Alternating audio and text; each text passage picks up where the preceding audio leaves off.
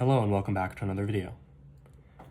In this problem, we're looking to find the composition f of g of h for f of x is equal to 3x minus 2, g of x is equal to sine x, and h of x is equal to x squared. So f of g of h can be written as f of g of h of x. It's a triple composition. So h of x is equal to x squared, so this is f of g of x squared. Now we only have the double, and we plug x squared into g of x. So this is f of the sine of x squared. And we plug this into f to get 3 times the sine of x squared minus 2.